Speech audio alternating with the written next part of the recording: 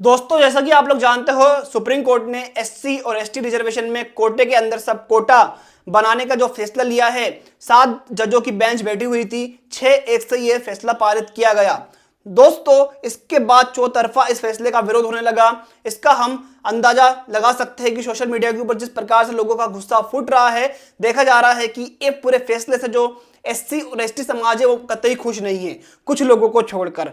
वही दोस्तों, किस नेता ने इस बारे में क्या कहा है, आइए आपको मैं बता देता हूं। कौन इस फैसले के साथ है और कौन इस फैसले के खिलाफ है, ये बात जानना आपके लिए बेहद ज्यादा जरूरी है। दोस्तों, समाजवादी पार्टी के धर्मेंद्र यादव जी, जो कि बड़े नेता है, उन्होंने ये फैसले की सराहना करी है। सुप्रीम कोर्ट की जो फैसला आया है उसकी सराहना करी है। उनका कहना है ये फैसले के हम साथ है, यानी कि समाजवादी पार्टी इस फैसले के खिलाफ नहीं है, वो आरक्षण में बंटवारे के कोटे में सब कोटे के फैसले के साथ है। वही दोस्तों, कांग्रेस के आला कमान की तरफ से कोई बड़ा बयान नहीं आया है, अभी भाजपा की तरफ से भी कोई ऐसा बड़ा बयान नहीं आया है, लेकिन ऐसा देखा जा रहा है कि कांग्रेस के कुछ लोग इस फैसले के खिलाफ है।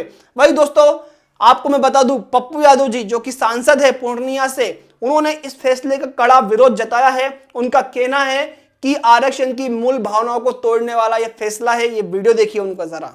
वो तो बहुत गलत है, मैं इसके पक्ष में नहीं हूँ। एसटी एससी में क्रीमी लेयर ओबीसी को तो पहले ही बर्बाद कर दिए, अब एसटी एससी में क्रिमिनल की बात कर रहे हैं। 1.3% भी एसटी एससी के पास जमीन नहीं है, किसान नहीं है और रोजगार नहीं है। उन्होंने अपने वीडियो में साफ साफ कहा कि जिस प्रकार से ओबीसी को ठगा गया, उसी प्रकार से अब दलितों को, उनके आरक्षण को ठगने की कोशिश की जा रही है। और दोस्तों, उन्होंने, उनकी पार्टी और उन्होंने कहा है कि हम इस पूरे के पूरे फैसला जो आया है सुप्रीम कोर्ट का, इसके खिलाफ है और जो भी लोग इसके खिलाफ है उनका आगे की लड़ाई में हम लोग साथ देंगे। वही दोस्तों, बात बिहार की चल रही है, तो बिहार से जो बड़ी पार्टी आती है जिसका नाम है आरजेडी, तो दोस्तों आरजेडी ने भी इस फैसले की खिलाफत करी है और आरजेडी भी सुप्रीम कोर्ट के इस फैसले के खिलाफ है। तेजस्वी यादव जी, जो कि आरजेडी की अभी इस समय बड़े नेता है, उन्होंने एक प्रेस कॉन्फ्रेंस करके कहा है कि जिस प्रकार से एससी और एसटी के रिजर्वेशन में क्रीमी लेयर की बात की जा रही है, बट कोटे में बंटवारे की बात की जा रही है, हम ये जो फैसला आया है सुप्रीम कोर्ट का, इसके बिल्कुल खिलाफ है। तो ये वीडियो देखिए उनका जरा।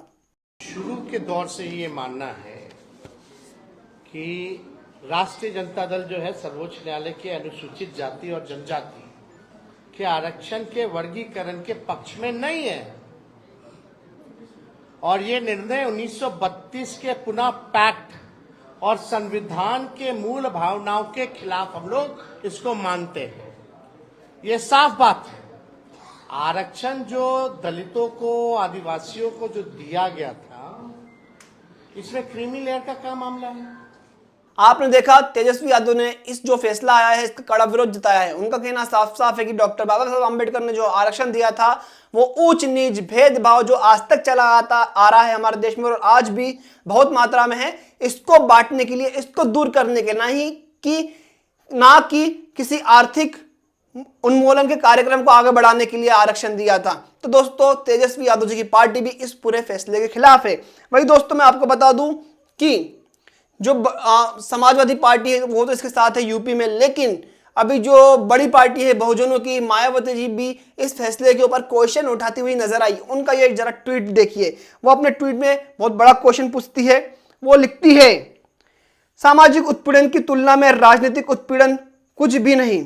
क्या देश के खासकर करोड़ों दलितों और आदिवासियों का जीवन द्वेष और भेदभाव मुक्त, आत्मसम्मान व स्वाभिमान का हो पाया है? अगर नहीं तो फिर जाति के आधार पर तोड़े वह पिछड़े गए इन वर्गों के बीच आरक्षण का बंटवारा कितना उचित है? बड़ा सवाल है, बड़ा प्रश्न चिन्ह मायावती जी ने लगा दिया है कि आरक्षण जो उसमें बंटवारे की जरूरत ही क्या है, क्योंकि ये लोग तो जाति के आधार पर तोड़े गए हैं और जाति के आधार पर ही पिछड़े हैं।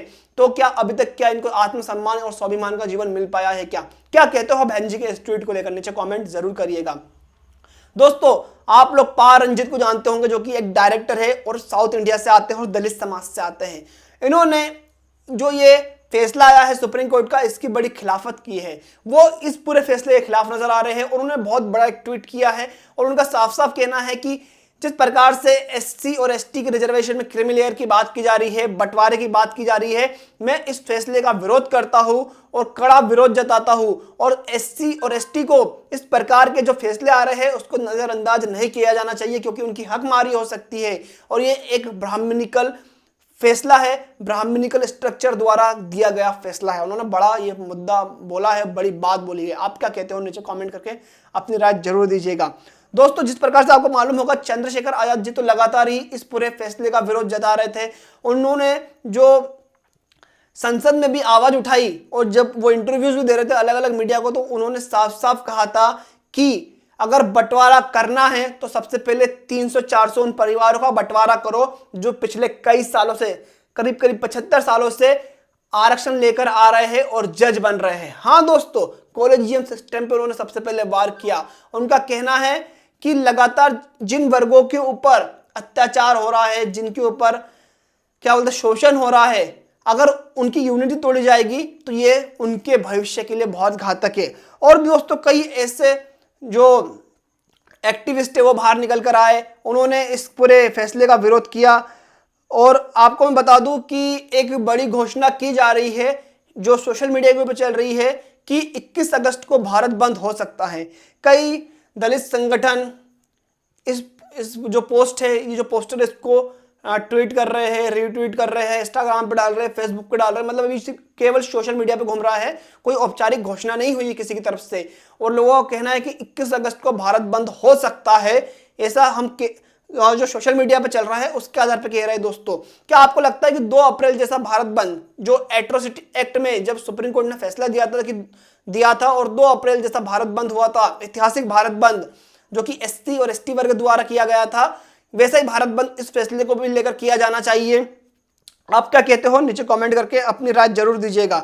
तो दोस्तों, आप देख सकते हो सब कुछ आपके सामने है, किसका क्या कहना है, कौन इसके विरोध में है, कौन इसके साथ है और कौन आपके खिलाफ है, कौन आपके पक्ष में है, आपको साफ साफ दिखाई दिया ही जा रहा होगा।